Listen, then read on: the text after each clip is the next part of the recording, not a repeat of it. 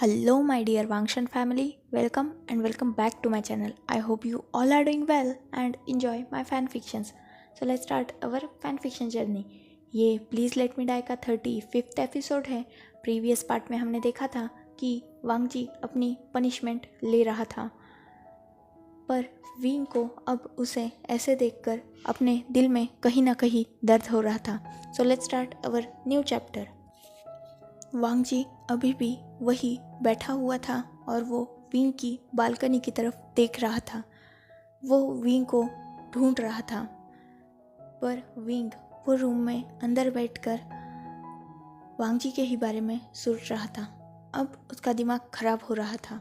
उसे समझ में नहीं आ रहा था कि वो क्या फील कर रहा है. वो अपनी ही फीलिंग्स को लेकर कंफ्यूज था. इसीलिए वो अब इरिटेट हो गया और वो उस रूम से बाहर आ गया. अनकॉन्शियसली ही उसके पैर उसी जगह जाने लगे जहां वांगजी अपनी पनिशमेंट लेने के लिए बैठा हुआ था. हुसैन की नज़र उस पर गिर गई और एज ऑब्वियस हुसैन के चेहरे पर एक बड़ी सी स्माइल आ गई. उसने तुरंत एक मेट से कहा कि वो सिचैन को बुला दे और वो खुद विंग के पीछे जाने लगा. पर उसने विंग के साथ थोड़ा डिस्टेंस मेंटेन करके रखा था, मतलब वो विंग से बहुत पीछे था. विंग वही गार्डन एरिया में चला गया और वो थोड़ा दूर खड़ा होकर वांगजी की तरफ देखने लगा. वांगजी को अभी ये रियलाइज़ नहीं हुआ था कि विंग उसके सामने मतलब नीचे है. वो अभी भी ऊपर विंग को ही ढूंढ रहा था उस बालकनी में. वांगजी को अब गुस्सा आ रहा था क्योंकि उसे विंग को देखना था, पर यह विंग वो उसके आसपास खड़ा होकर उसे ही देख रहा था. और विंग वांगजी से छुपकर नहीं खड़ा था, वो तो बहुत सामने खड़ा था. इनफैक्ट वांगजी अगर इधर उधर थोड़ा देखने की कोशिश करता तो विंग बहुत आसानी से उसे नज़र आ जाता. पर वांगजी, उसका दिमाग तो अभी भी विंग को उस बालकनी में ही ढूंढ रहा था. उसकी आंखें अभी भी उस बालकनी पर ही थी. विंग ने थोड़ा अपना गला साफ करते हुए वांगजी की तरफ देखा. जैसे ही वांगजी ने यह आवाज़ सुनी, उसने विंग की तरफ देखा और उसके चेहरे पर एक बड़ी सी स्माइल आ गई. वो विंग को देख रहा था. विंग अपने दोनों हाथ अपने चेस्ट के ऊपर फोल्ड करके वहाँ खड़ा था. विंग क्लीन हो चुका था. एज ऑब्वियस वो फ्रेश हो चुका था, तो उसने न्यू क्लोथ्स पहने थे जिसमें वांगजी को विंग और भी ज़्यादा ब्यूटीफुल लग रहा था. वांगजी वैसे ही विंग की तरफ देखने लगा. विंग भी वांगजी की तरफ ही देख रहा था और वो वांगजी की तरफ बढ़ने लगा. अब वांगजी अब बहुत खुश हो गया क्योंकि उसने देखा कि विंग उसकी तरफ आ रहा है. उसके चेहरे पर एक बड़ी सी स्माइल थी और वो विंग की तरफ देख रहा था. विंग उसकी तरफ आया और जस्ट उससे 2 कदम की दूरी पर रुक गया. विंग ने वांगजी से थोड़ा रूड टोन में कहा, वैसे और कितनी देर यहाँ बैठने का इरादा है. वांगजी के चेहरे पर जो स्माइल थी वो और भी बड़ी हो गई और उसने थोड़ा टीजिंग टोन में कहा, और मेरे ओमेगा को मेरी फ़िक्र हो रही है क्या? तुम्हें अपने अल्फ़ा की फ़िक्र हो रही है क्या? मैंने ये सुना कि तुम मेरे लिए कंसर्न हो और मेरे बारे में पूछ रहे हो, और आज का दिन तो बन गया मेरा. विंग ने जस्ट अपनी आइज़ रोल की और कहा, तुम कब से इतनी बकबक करना सीख गए? तब वांगजी ने बहुत कॉन्फिडेंटली कहा, जब से तुम्हारे प्यार में पड़ा हूँ माय लिटिल ओमेगा. तब विंग ने इरिटेट होते हुए कहा, फर्स्टली मुझे अपना ओमेगा कहना बंद करो. ना मैं तुम्हारा ओमेगा हूँ ना तुम मेरे अल्फ़ा हो. और हो गया, अब उठो यहाँ से. और कितने देर ऐसे ही बैठने वाले हो? वांगजी ने थोड़ा नाराज़ होते हुए कहा, पर तुम तो मेरे ओमेगा हो, तो मैं तुम्हें क्यों अपना ओमेगा ना कहूँ? मैं तो कहूँगा तुम मेरे ओमेगा हो और मैं तुम्हारा अल्फ़ा हूँ, माय लिटिल प्रिटी ओमेगा. वैसे तुम बहुत ब्यूटीफुल लग रहे हो. अचानक वांगजी के मुंह से अपनी तारीफ सुनने के बाद पता नहीं क्यों पर विंग ब्लश करने लगा. उसके दोनों चीक उसे बर्न होते हुए महसूस हो रहे थे, पर फिर भी उसने वो कोल्ड फेस बरकरार रखते हुए कहा, ठीक है जो भी है, वॉट एवर, उठ जाओ अब. विंग ने वांग जी से ये थोड़ा कोल्ड टोन में कहा था, पर अभी तो वांग जी के कानों में विंग की ये आवाज़ किसी ब्यूटीफुल म्यूज़िक की तरह घूम रही थी। उसने थोड़ा नखरे करते हुए कहा, तो मेरी हेल्प कर दो ना प्लीज़। विंग ने जस्ट आई रोल किया और कहा, उठना है तो उठो, वरना बैठे रहो वैसे ही, आई डोंट केयर। इतना बोलकर वो जाने के लिए मुड़ गया। तब वांग जी ने हल्की सी अपने मुंह से दर्द की आवाज़ निकाली। विंग ने तुरंत पीछे मुड़ के देखा, पर वांग जी अपनी जगह से हिला भी नहीं था, वो सिर्फ नाटक कर रहा था। उसने अपने घुटनों की तरफ देखा जिनमें से खून आ रहा था। इनफैक्ट ये वांग जी ने भी अभी रियलाइज़ किया था कि उसकी नीज से ब्लीडिंग हो रही है। विंग ने कहा थोड़ा कंसर्न टोन में, क्या हुआ? तब वांग जी ने कहा, हाँ हाँ कुछ नहीं। इतना बोलकर वांग जी ने जस्ट अपना हाथ आगे कर दिया। विंग ने थोड़ी देर वांग जी की तरफ देखा, थोड़ी देर उस हाथ की तरफ, फिर उसने अपनी आइज रोल की और उस हाथ को पकड़ लिया। वांग जी ने तुरंत विंग को अपने ऊपर खींच लिया। मतलब उसने ऐसा प्रिटेंड किया कि विंग भी, वो खुद को भी संभाल नहीं पाया, जिस वजह से वो गिर गया। पर एक्चुअली तो वांग जी ने विंग को खींचा था अपनी तरफ। विंग तुरंत वांग जी के ऊपर ही उसके सीने पर गिर गया। सेम पोजीशन जैसे कल विंग और उस अल्फा की थी, आज उस अल्फा की जगह वांग जी था। वांग जी के चेहरे पर स्माइल थी और विंग उसे गुस्से से देख रहा था, क्योंकि नाटक वांग जी दूसरों के सामने कर सकता है और शायद वो उनके झांसे में आ भी जाए, पर विंग इंटेलिजेंट है, वो बेवकूफ़ नहीं है। तो वो आसानी से समझ चुका था कि वांग जी ने खुद होके उसका हाथ खींचा है। उसने वांग जी की तरफ कोल्ड आइज से वो देख रहा था और वांग जी के चेहरे पर स्माइल थी और वो विंग को एक प्यारी सी मुस्कान देते हुए अपने पपी आइज से घूर रहा था। विंग ने जस्ट अपना हाथ वांग जी से छुड़ाया, क्योंकि वांग जी ने अभी भी उसका हाथ पकड़ रखा था और उसके सीने पर हल्का सा हिट करते हुए कहा, यू तुम कभी नहीं सुधरने वाले। तब वांग जी ने कहा, अगर तुम हो तो मैं क्यों सुधरूं? विंग अब वांग जी की टीजिंग से परेशान हो चुका था। ऑलरेडी वो गुस्से में था और वांग जी और उसके गुस्से में घी का काम कर रहा था। विंग ने कहा, जो करना है वो करो। इतना बोलकर वो वहाँ से उठने लगा, पर अब तक हुसैन, सिचैन और कुरैन तीनों भी वहाँ आ चुके थे और वो उन दोनों की तरफ डिसबिलीव से देख रहे थे, क्योंकि वांग जी विंग को टीज कर रहा था और विंग वांग जी को इग्नोर कर रहा था। ये फर्स्ट टाइम था कि उन तीनों को हार्ट अटैक आते आते बचा था, क्योंकि वांग जी जैसा कोल्ड इंसान ऐसी लवी डवी और टीजिंग की बातें कर रहा है। उन तीनों को ना अपनी आंखों पर यकीन हो रहा था, ना अपने कानों पर। कुरैन ये सब देखकर बहुत ज़्यादा एम्बेरस हो चुके थे। ऑब्वियसली यार, वो एक तो बैचलर है, दूसरा उन्हें इन सब चीज़ों की आदत नहीं है, तो उन्होंने अपना गला साफ किया। ये सब मतलब वो आवाज़ सुनकर वांग जी और विंग से ज़्यादा इरिटेट सिचन और हुसैन हो चुके थे। मतलब वो इस लवली सीन को ऑब्वियसली इंजॉय कर रहे थे, पर अंकल ने आकर पूरा मतलब वो सीन की बैंड बजा दी थी। तो हुसैन और सिचन दोनों भी अंकल को घूर घूर के देख रहे थे और अंकल की नज़र अभी भी विंग और वांग जी पर थी। जैसे ही विंग की नज़र उन तीनों पर गई, वो तुरंत वहाँ से उठने के लिए खड़ा हो गया, पर वांग जी ने अभी भी उसका हाथ पकड़ रखा था। मतलब एक हाथ तो विंग ने छुड़ा लिया था, पर वांग जी ने दूसरा हाथ भी पकड़ा हुआ था। सो वो वहाँ से उठने की जैसे ही कोशिश करने लगा, वांग जी ने अपने हाथ को एक हल्का सा झटका दिया, जिस वजह से विंग को भी फिर से वांग जी के ऊपर गिरना ही पड़ा। विंग का बैलेंस फिर से बिगड़ गया और वो फिर से वांग जी के ही चेस्ट पर गिर गया। हुसैन और सिचैन, उनके चेहरे पर तो स्माइल थी और कुरैन, उन्होंने जस्ट आई रोल किया और वो डिसबिलीव से उन दोनों की तरफ देख रहे थे। विंग ने वांग जी के हार्ट पे हल्का सा हिट करते हुए कहा, यू पॉवर्ड अल्फा, छोड़ो मुझे, क्या कर रहे हो। तब उन तीनों को भी इग्नोर करते हुए वांग जी ने कहा, इसका मतलब तुम मानते हो कि मैं तुम्हारा अल्फा हूँ।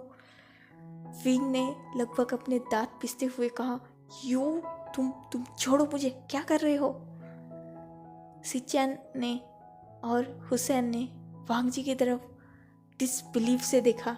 मतलब सच में यार, ये वही कोल्ड पर्सन है जो अपने मुंह पे एक वर्ड भी नहीं आने देता था, और अब वो खुले आम सबके सामने विंग के साथ फ्लर्ट कर रहा है, खासकर अंकल के सामने। उन दोनों को बिलीव नहीं हो रहा था, और अंकल की सिचुएशन तो ऐसी थी कि ये दोनों, मतलब क्या ही कहे बेचारा वो इंसान। उन्होंने जस्ट कहा, तुम दोनों का हो गया होगा तो उठ जाओ। विंग उनकी आवाज़ में जो गुस्सा था हल्का सा, उसे समझ रहा था। वो उठने की कोशिश भी करने लगा। तब तुरंत सिचैन और हुसैन ने अंकल का हाथ पकड़ा और कहा, अंकल वो उठ जाएंगे, नहीं भी उठे तो रहने दीजिए ना, कौन सा कोई फ़र्क पड़ने वाला है उतने सी जगह से, चलिए हम अंदर चलते हैं। इतना बोलकर वो अंकल को वहाँ से लगभग खींचते हुए ले जाने लगे। विंग को बिलीव नहीं हो रहा था, मतलब वांग जी तो ठीक है, पर हुसैन और सिचैन अभी अभी खुले आम उसकी लेग पुलिंग करके गए हैं, वो भी सबके सामने। सच में इन तीनों का कुछ नहीं हो सकता। विंग ने वांग जी को गुस्से से देखा और कहा, अब मुझे छोड़ने वाले हो या सच में खुद के साथ मुझे भी यही ऐसे ही रखने का दिल में ख्याल रखा है। तब वांग जी ने अपना एक हाथ बड़ी स्टाइल से अपने हेड के पीछे लिया और कहा, अगर तुम यहाँ मेरे साथ ऐसे ही रहने के लिए रेडी हो ना मेरी जान, तो मैं ऐसे भी कितने भी देर लेट के रह सकता हूँ। तब विंग ने दांत पिसते हुए कहा, तुम लेट सकते हो पर मैं नहीं, यू फेल्टी अल्फा, छोड़ो मुझे। इतना बोलकर वो वांग जी से छूटने के लिए स्ट्रगल करने लगा। एज ऑब्वियस इस बार वांग जी ने भी विंग को छोड़ दिया। विंग खड़ा हो गया, पर वांग जी अभी भी वैसे ही लेटा हुआ था और वो पपी आइज से विंग की तरफ देख रहा था। विंग को जब महसूस हुआ कि वांग जी विंग को देख रहा है, उसने जस्ट वांग जी की तरफ देखा और अपना हेड हिलाया, मतलब वो पूछ रहा था कि क्या। तब वांग जी ने फिर से अपना हाथ आगे किया और कहा, मुझे सच में दर्द हो रहा है, मैं नहीं उठ पाऊंगा। विंग ने अपनी आइज रोल की और कहा, जब मैं तुम्हारे ऊपर था तब तुम्हें दर्द नहीं हो रहा था। वांग जी ने तुरंत 1 सेकंड के अंदर आंसर दिया, नहीं बिल्कुल नहीं, इनफैक्ट मैं तो बहुत कंफर्टेबल था। विंग को बिलीव नहीं हो रहा था। विंग ने कहा, क्या तुम सच में वांग जी हो या अपने अंदर कोई भूत या दूसरी आत्मा लेकर घूम रहे हो। मतलब तुम जैसा इंसान इतनी बातें कैसे कर रहा है, वो भी तुम खुलेआम फ्लर्ट कर रहे हो, पता है अब तुम कब से इतना चेंज हो गए। तब वांग जी ने फिर से जवाब देते हुए कहा, जब से मुझे मेरा ओमेगा मिला है। विंग ने फिर से अपनी आइज रोल की, मतलब इस अल्फा के इस टीजिंग का वो क्या ही जवाब दे। उसने वांग जी से कहा, उठना है तो उठो वरना लेटे रहो यहाँ। वांग जी ने फिर से विंग से कहा, प्लीज़ ना हेल्प कर दो, देखो ना ब्लीडिंग हो रही है, मैं उठ भी नहीं पाऊंगा। विंग ने वांग जी का हाथ पकड़ा और कहा, अगर इस बार तुम नहीं उठे या मुझे फिर से गिराया ना, बिलीव मी मैं तुम्हें और एक दिन या यही ऐसे ही घुटनों पे बिठाऊंगा। तब वांग जी ने तुरंत अपना हेड नामे शेक किया और इस बार वो सच में फाइनली विंग के हेल्प से खड़ा हो गया। विंग ने वांग जी को अपना सपोर्ट दिया। एज ऑब्वियस बहुत ज़्यादा देर हो चुकी थी और लगभग 24 घंटे तो नहीं, 24 नहीं पर 22-23 घंटे तो होने में आए ही थे कि वांग जी वही वैसे ही बैठा हुआ था। तो उसे अपने घुटनों में दर्द हो रहा था, ब्लीडिंग हो रही थी। तो विंग ने उसे अपना सपोर्ट दिया और ऑलमोस्ट वांग जी का आधे से ज़्यादा वेट विंग पर था। विंग को तो ये सब बहुत ज़्यादा वियर्ड लग रहा था, पर वांग जी वो इस सिचुएशन का पूरा मज़ा ले रहा था। उसने अपना एक हाथ विंग के शोल्डर पर रखा हुआ था और दूसरे हाथ से उसने विंग के वेस्ट को पकड़ लिया और ऐसे दिखा रहा था जैसे उसे बहुत दर्द हो रहा था। ऑब्वियसली उसे दर्द हो रहा था, पर इतना भी नहीं जितना वो विंग को दिखा रहा था। वो लगभग लंगड़ाते लंगड़ाते वैसे ही विंग पर अपना हाफ वेट डालकर अंदर आने लगे। वो दोनों भी, सिचान और बाकी सब भी, मतलब हुसैन और कुरैन लिविंग हॉल के काउच में बैठे हुए थे। अभी भी चिरन का चेहरा एम्बेरसमेंट से लाल था। मतलब उन्हें यकीन नहीं हो रहा था कि उनका छोटा नेफ्यू क्या क्या गुल खिला रहा है। जैसे ही विंग ने वांगजी को अपने कंधे पे लगभग टांगते हुए अंदर लाया, तब हुसैन ने कहा, वांगजी क्या तुम चल पा रहे हो या विंग को तुम्हें उठाना पड़ेगा? विंग ने तुरंत कहा, क्या? तब सिचान हंसने लगे और उन्होंने कहा, कम ऑन हुसैन, वो वांगजी को नहीं उठा पाएगा। तब विंग ने तुरंत कहा, हाँ मैं इसे उठा नहीं पाऊंगा। वांगजी हंस रहा था क्योंकि उसे अच्छा लग रहा था। एज ऑब्वियस उसने कितने दिनों बाद विंग की आवाज़ सुनी थी, वो भी इतनी ज़्यादा अच्छी। वांगजी ने विंग से कहा, क्या तुम सच में मुझे नहीं उठा पाओगे ना? देखो ना, हमें ऊपर जाना है और मुझे कितना ज़्यादा दर्द हो रहा है। विंग ने जैसे ही ये सुना कि उसे उठाना है, विंग तुरंत वांगजी से दूर हो गया। वांगजी खुद को संभाल नहीं पाया और वो नीचे गिर गया। विंग ने लगभग चिल्लाते हुए वांगजी से कहा, यू पॉवर्ट अल्फा, तुम कभी नहीं सुधरने वाले। आना है तो आओ वरना मत आओ, पड़े रहो यही। इतना बोलकर वो ऊपर जाने लगा।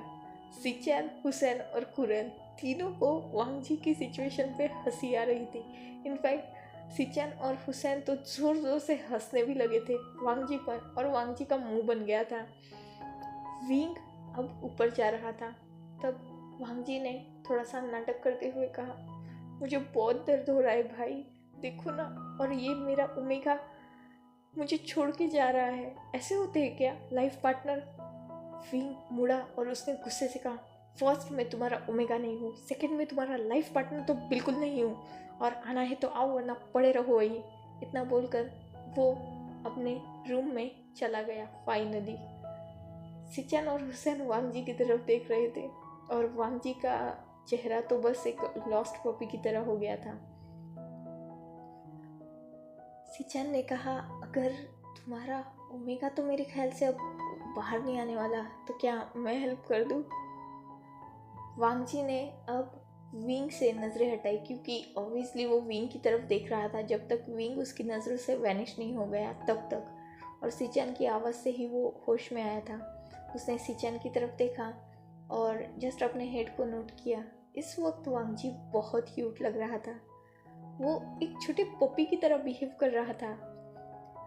सिचान ने वांगजी की तरफ आए और उन्होंने वांगजी को जस्ट अपने आर्म्स में अच्छे से होल्ड कर लिया, और जिसमें हुसैन ने भी सिचान की हेल्प की। उन दोनों ने वांगजी को अच्छी तरह से होल्ड किया और वो वांगजी को अपने रूम में ले जाने लगे। आगे सीढ़ियाँ थी तो एज ऑब्वियस हुसैन तो ओमेगा था, जिस वजह से वो वांगजी को तो नहीं संभालने वाला था, जिस वजह से सिचान ने वांगजी को ब्राइडल साइड में उठा लिया और वो अंदर, मतलब ऊपर स्टेयर्स से रूम की तरफ जाने लगे। हुसैन ने तब वांगजी की तरफ देखा और सिचान की तरफ देखा और कहा, क्या बात है, अपने बेबी ब्रदर पे तो बहुत प्यार आ रहा है।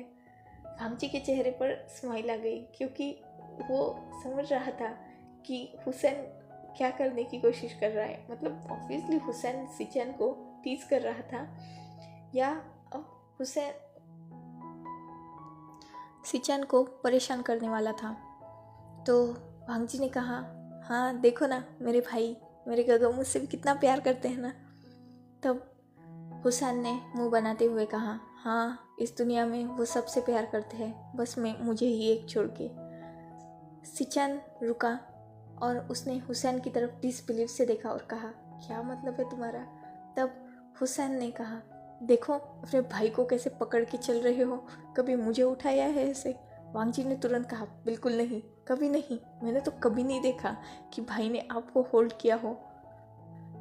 सिचन ने गुस्से से वांग जी की तरफ देखा और कहा, एक और वर्ड और मैं तुम्हें यही नीचे फेंक दूंगा। सिचन ने वांग जी ने कहा, नहीं आप ऐसा नहीं कर सकते भाई। तब सिचन ने कहा, मैं ऐसा ही करूँगा, मतलब मैं तुम्हारी हेल्प कर रहा हूँ और तुम मुझ में और हुसैन में ही लड़ाई लगा रहे हो, तुम्हें छोड़ दूँ मैं नीचे। तब वांग जी ने तुरंत सिचन को टाइटली, मतलब जो सिचन के नेक में वांग जी के हाथ थे उसे टाइटली कसते हुए कहा, नहीं नहीं मेरे पैर में ऑलरेडी दर्द हो रहा है, अब मैं और गिर गया तो मेरा ख्याल कौन रखेगा, एक तो विंग मुझसे गुस्सा है, आप प्लीज़ ऐसा कुछ मत कीजिएगा। सिचन ने जस्ट आई रोल की और हुसैन की तरफ देखा और थोड़ा प्यार से कहा, मैं तुमसे बहुत प्यार करता हूँ। तब वांग जी ने कहा, प्लीज़ भाई ये लवी डवी कपल का एक्ट मेरे सामने मत कीजिए, मेरी ऑलरेडी जल रही है, मतलब देखिए ना मेरा ओमेगा मेरी तरफ ध्यान नहीं दे रहा और आपके पास आपका ओमेगा है फिर भी आप ध्यान नहीं दे रहे उन पर। उसने हुसैन की तरफ देखा और कहा, हम दोनों की कंडीशन सही की हैं, मेरा ओमेगा मेरी तरफ ध्यान नहीं देता, तुम्हारा अल्फा तुम्हारी तरफ ध्यान नहीं देखता। सिचन अब लगभग गुस्सा हो गए थे और उन्होंने जस्ट एक हल्का सा झटका वांग जी को दिया, पर वांग जी ने तुरंत सिचन को पकड़ लिया और कहा, क्या कर रहे हो भाई, मैं गिर जाऊंगा। तब सिचन ने कहा, अगर तुमने एक और वर्ड अपने मुंह से निकाला तो तुम ज़मीन पर नजर आओगे और मैं इस बार तुम्हें नहीं उठाने वाला, तुम ऊपर जाना चाहते हो या नीचे, मैं छोड़ दूंगा तुम्हें यहाँ से। तब वांग जी ने कहा, नहीं नहीं मैं कुछ नहीं कहूँगा। और सिचन ने वांग जी की तरफ देखा और कहा, अब चुप रहना जब तक मैं तुम्हें रूम में ना छोड़ दूँ। जस्ट वांग जी ने अपने मुंह को बंद किया और अपने हेड को नोट किया। सिचन ने वांग जी को विंग के रूम में छोड़ दिया। विंग रूम में बैठा हुआ था और उसने जब देखा कि सिचन वांग जी को उठाकर ला रहे थे, उसका थोड़ा मुंह बन गया।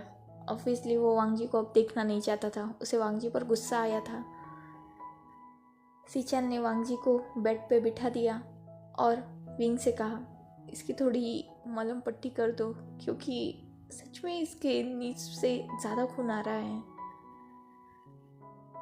विंग ने कुछ भी नहीं कहा क्योंकि वो सिचन को कुछ भी नहीं कह सकता था। एज ऑब्वियस वो सिचन की रिस्पेक्ट करता था और गुस्सा वैसे भी वो वांग जी से था। सिचन और हुसैन का इसमें कोई हाथ नहीं था। हुसैन ने तुरंत टीज करते हुए कहा, हाँ हाँ मलहम पट्टी कर दो, और देखो बेचारी की पैंट भी ख़राब हो चुकी थी, बेचारे की पैंट भी कितनी ख़राब हो चुकी है ना। ये सुनने की देर थी और वहाँ वो तीनों लोग आंखें फाड़ कर हुसैन की तरफ देख रहे थे। सच में हुसैन से ज़्यादा परवर्ट और शेमलेस कोई नहीं हो सकता। सिचन बिलीव नहीं कर पा रहे थे और वांग जी, उसका तो चेहरा मतलब क्या ही था, और विंग वो तो एम्बेरसमेंट से अपना सर नीचे कर चुका था। सिचन ने तुरंत हुसैन के शोल्डर पर हल्का सा हिट किया। तब हुसैन ने सिचन की तरफ देखा और कहा, क्या हुआ। तब सिचन ने जस्ट हुसैन को अपनी आइज़ दिखाई तो हुसैन ने तुरंत कहा, अरे क्या गलत कहा मैंने, देखो पूरी पैंट उसकी खून से भर चुकी है। तब तुरंत सिचन ने हुसैन के मुंह पर हाथ रखा और कहा, हम दोनों चलते हैं, तुम अपना कंटिन्यू करो। तब हुसैन ने सिचन का हाथ हटाते हुए कहा, हाँ उसका ख्याल रखना, देखना देखो ब्लीडिंग हो रही है, कितना ज़्यादा लगा है उसे। सिचन अब लगभग खींचते हुए हुसैन को उस रूम से बाहर ले गए और उन्होंने रूम का डोर बंद कर दिया। वांग जी विंग की तरफ देख रहा था, उसके चेहरे पर स्माइल थी और विंग एम्बेरसमेंट से नीचे देख रहा था। मतलब हद है यार। विंग बिलीव नहीं कर पा रहा था कि हुसैन इस हद तक टीज कर सकता है। वांग जी ने कहा, तुमने सुना ना हुसैन ने क्या कहा, देखो सच में मेरी पूरी पैंट ब्लड की वजह से ख़राब हो चुके हैं। विंग डिसबिलीव से वांग जी की तरफ देखने लगा, मतलब सच में। वांग जी ने कहा, क्या कर रहे हो, देखो मुझे कितना दर्द हो रहा है, तुम मेरी हेल्प नहीं करोगे। विंग ने वांग जी की तरफ देखना बंद किया और उसने फर्स्ट एड बॉक्स को लाया और वांग जी के सामने रख दिया और कहा, लो करते बैठो अपनी हेल्प खुद। वांग जी ने विंग की तरफ देखा और कहा, तुम मेरी हेल्प नहीं करोगे? मुझे तो दर्द हो रहा है, मैं कैसे खुद की हेल्प करूँगा? मुझे बैंडेज भी करनी होगी, मुझे तुम्हारी वजह से पनिशमेंट मिली। और तुम, तब विंग ने चिल्लाते हुए कहा, तुम्हें मेरी वजह से नहीं, अपनी कर्मों की वजह से पनिशमेंट मिली, तो मुझ पर ये ब्लेम थोपना बंद करो और जो करना है वो करो। इतना बोलकर वो बाहर जाने लगा। तब वांग जी ने विंग का हाथ पकड़ा और उसे रोक लिया। विंग भी रुक गया क्योंकि वो भी अब शायद वांग जी को ऐसी हालत में छोड़ के नहीं जाना चाहता था। टीजिंग की बात अलग थी, पर कहीं ना कहीं उसे भी दर्द हो रहा था वांग जी को ऐसे देखकर। वांग जी ने विंग की तरफ देखा और अब विंग भी वांग जी की तरफ ही देख रहा था। वांग जी ने जस्ट विंग की तरफ थोड़ा सा सीरियस लुक में देखते हुए कहा, wing, I am really sorry, मैंने जो कुछ भी किया उसके लिए, पर बिलीव मी, तुम्हें मार्क करने का मुझे रिग्रेट नहीं है। ना मैंने तुम्हें मार्क करने की वजह से पनिशमेंट ली है। मैंने पनिशमेंट इसीलिए ली क्योंकि मैंने तुम्हें तुम्हारी मर्जी के खिलाफ मार्क किया, वरना मुझे इस बात का गिल्ट और रिग्रेट बिल्कुल नहीं है कि मैंने तुम्हें मार्क किया। बिलीव मी, मैं तुमसे प्यार करता हूँ विंग, और जो कुछ भी हुआ अब तक, माना वो मेरी गलती थी, पर उन सारी गलतियों के पीछे कुछ रीज़न था विंग। मैंने खुद होके कुछ भी नहीं किया। जो कुछ भी किया वो सिचुएशंस ऐसी बन गई थी। और ये बात तुम्हें माननी होगी विंग, मैं गलत नहीं हूँ। हाँ, मैंने गलतियाँ की, पर उन गलतियों में मैं गलत नहीं हूँ विंग। प्लीज़ थोड़ा मेरी सिचुएशंस को समझो और मुझे माफ़ कर दो ना। विंग ने वांग जी के हाथों से अपना हाथ छुड़ाते हुए कहा, मैं नहीं जानता। वांग जी ने विंग से कहा, तुम क्या नहीं जानते? तब विंग ने कहा, मेरे ख्याल से तुम्हें फर्स्ट एड कर लेना चाहिए, सच में तुम्हारी ब्लीडिंग बहुत ज़्यादा हो रही है। वांग जी ने विंग की तरफ देखा और कहा, तो तुम कर दोगे ना मेरी बैंडेज? विंग ने कहा, क्या मैं डॉक्टर को बुला दूँ? वांग जी ने फिर से कहा, क्या तुम मेरी बैंडेज कर दोगे ना? विंग ने कहा, ये डॉक्टर भी कर सकता है, क्या मैं उसे बुला दूँ? वांग जी ने कहा, पर उसे आने में तो बहुत वक्त लगेगा और ये इतनी मेजर चोट नहीं है कि डॉक्टर को बुलाना पड़े। क्या तुम सच में मेरी हेल्प नहीं करना चाहते? अब विंग के पास कोई भी रास्ता नहीं था। उसने जस्ट अपना हेड नोट किया और वो नीचे बैठ गया। वांग जी ऑलरेडी बेड पर बैठा हुआ था। उसके चेहरे पर अब स्माइल थी क्योंकि वो क्या क्या सोच रहा था, पर विंग उससे एक कदम आगे था। उसने ड्रॉवर से एक सीजर निकाली और वांग जी की पैंट नीचे से काटना शुरू कर दिया। वांग जी तुरंत चिल्लाते हुए बोला, ये तुम क्या कर रहे हो? तुम इसे उतार भी सकते हो, तुम मेरी इतनी एक्सपेंसिव पैंट खराब कर रहे हो। विंग ने वांग जी की तरफ देखा और कहा, रियली? ये ऑलरेडी ब्लड से पूरी तरह से कवर है, तो ये ऑलरेडी ख़राब हो चुकी है और तुम्हें अभी ख़राब और अच्छी की पड़ी है, तुम्हें चोट नहीं नज़र आ रही?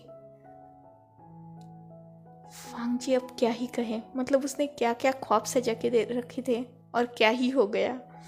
उसने कुछ भी नहीं कहा और अपना मुंह बंद कर लिया। विंग को वांग जी को ऐसे देखकर मज़ा आ रहा था। उसके चेहरे पर, मतलब उसके दिल में खुशी थी, पर वो हंस नहीं सकता था क्योंकि वांग जी को समझ में आ जाता और उसका जो वो ये सब कर रहा है वो फ्लॉप हो जाता। सो उसने कुछ भी नहीं कहा। उसने वांग जी की पैंट को उसके नीज तक फाड़ दिया और उसने देखा तो सच में वांग जी के घुटनों पर बहुत ज़्यादा चोट लगी थी। विंग वांग जी की फर्स्ट एड करने लगा और वांग जी हद से ज़्यादा नाटक करने लगा, मतलब वो आवाज़ें निकालने लगा। मुझे दर्द हो रहा है, देखो धीरे करो प्लीज़, ऐसा मत करो, मुझे दर्द हो रहा है। विंग ने वांग जी की तरफ देखा और कहा, तुम्हें सच में इतना ज़्यादा दर्द हो रहा है? क्योंकि हाँ माना चोट लगी है, पर मुझे नहीं लगता ये इतनी बड़ी है जितनी तुम नाटक कर रहे हो। वांग जी ने लगभग चिल्लाते हुए कहा, हाँ तुम्हें ऐसा क्यों लग रहा है कि मैं नाटक कर रहा हूँ? देखो मुझे इतना लगा है, फिर भी तुम्हें मुझ पर यकीन नहीं है। यू ओमेगा, तुम्हें क्या लगता है मैं नाटक कर रहा हूँ? विंग ने वांग जी के चोट पर हल्की सी अपनी ग्रिप को बढ़ा दिया, मतलब जो वो फर्स्ट एड कर रहा था उसे थोड़ा सा दबाया उसने। वांग जी ने एक अपने मुंह से आवाज़ निकाली, आउच। तब विंग ने कहा, मैंने कहा ना मुझे अपना ओमेगा कहना बंद करो, तुम्हें एक बार में समझ में नहीं आती बात? वांग जी ने विंग की तरफ देखा और कहा, पर तुम सच में मेरे ओमेगा हो। विंग ने फिर से वांग जी की चोट पर प्रेस किया। वांग जी ने अब अपने मुंह से आवाज़ नहीं निकाली और वो विंग की आंखों में देख रहा था। वांग जी ने अपना हाथ विंग की हाथों पर ले गया और वो उसकी चोट को और भी ज़्यादा प्रेस करने लगा और उसने विंग की आंखों में शार्पली देखते हुए कहा, my omega, my omega, my omega. वो लगातार विंग के हाथों पर अपनी जो पकड़ थी उसे कस रहा था, जिससे दर्द उसे ही हो रहा था क्योंकि विंग का हाथ उसकी चोट पर था। विंग अपना हाथ छुड़ाने की कोशिश कर रहा था, पर वांग जी लगातार उस हाथ को प्रेस कर रहा था और विंग को उस चोट पे से हाथ नहीं हटाने दे रहा था। विंग ने लगभग चिल्लाते हुए कहा, तुम पागल हो क्या? तुम्हें दर्द हो रहा होगा। तब वांग जी ने कहा, अगर तुम्हें मेरा ओमेगा कहना इस दर्द को सहने से अगर तुम्हें ऐसा लगता है कि तुम इस चोट को प्रेस करोगे और मुझसे ये वर्ड बंद करवा पाओगे, मतलब मैं ये कहना बंद कर दूंगा कि तुम मेरे ओमेगा हो, तो ये तुम्हारी गलतफहमी है। तुम चाहो तो और भी ज़्यादा इस चोट को प्रेस कर सकते हो, चाहो तो कोई और चीज़ ले लो और मुझे हर्ट कर दो, बहुत ज़ोर से स्टैप करना जिससे मुझे दर्द हो, पर फिर भी मैं ये कहना बंद नहीं करूँगा कि तुम मेरे ओमेगा हो, तुम मेरे ओमेगा हो। तुम्हें क्या लगता है इस चोट की दर्द मुझे ये कहने से रोक सकता है कि तुम मेरे ओमेगा हो? यू आर माई विंग, तुम मेरे अब तो मार्क्ड ओमेगा हो, तो मैं क्यों ना कहूँ तुम्हें मेरा ओमेगा। विंग ने अपना हाथ झटके से छुड़ा लिया और कहा, तुम सच में साइको हो, यू इडियट, तुम कभी नहीं सुधरने वाले। इतना बोलकर उसने वांग जी का हाथ भी हटा दिया और वो फिर से शांति से वांग जी की बैंडेज करने लगा। अब विंग ने वांग जी से कुछ भी नहीं कहा और वो नॉर्मली ही वांग जी की बैंडेज करने लगा। So enough for today. Let's take a break. Next chapter in next video. If you like my explanation, like, comment and subscribe my channel. Finally इस स्टोरी में थोड़े आज के पार्ट में लवी डवी मोमेंट्स तो आ ही गए। बहुत जल्द सब कुछ ठीक भी हो जाएगा। Hopefully you all are enjoying this journey. Goodbye, take care, enjoy your beautiful life.